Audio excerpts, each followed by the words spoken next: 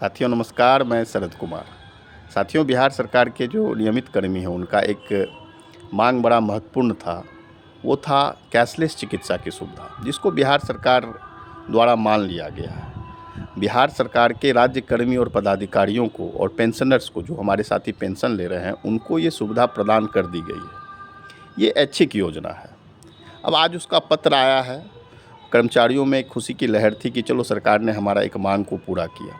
लेकिन जब वो पत्र आया, उस पत्र को जब खंगाला गया, तो साथियों उसमें जो बातें लिखी हुई है वो ये लिखी हुई है कि जो नियमित कर्मी को जो चिकित्सा भत्ता मिलता है महीने का, वो 1,000 रुपया होता है। उससे 90% राशि कटौती कर ली जाएगी। जो इस योजना को लेंगे, ये एक ऐच्छिक योजना है, जो लेंगे उनका कटौती कर ली जाएगी।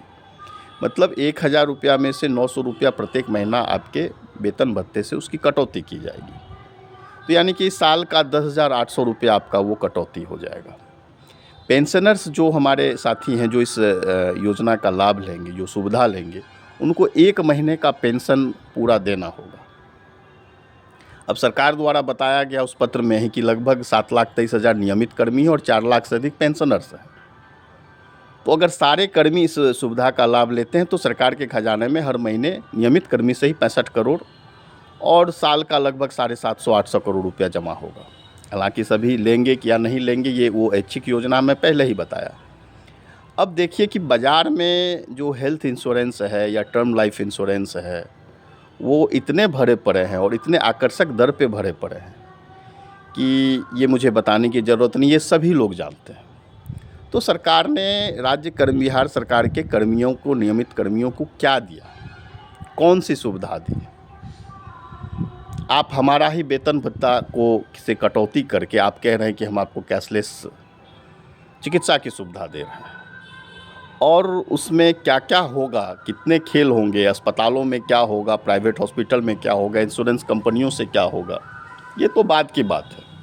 ये तो एक अलग कहानी बन जाती है। लेकिन हम कर्मचारी ठगे गए, हमें लॉलीपॉप थमाया गया, फिर से छले गए सरकार के द्वारा। अब बताइए कि 1 महीने का एक महीने का जो पेंशन है, वो पेंशनर्स अगर देंगे, मान लीजिए कि एवरेज 40 से 50 हज़ार, मैं एवरेज की बात कर रहा हूँ, वो अगर जमा करते हैं तो सरकार का खजाना और इंश्योरेंस कंपनी को कितना प्रीमियम जाएगा और कितने लोग लाभान्वित होंगे।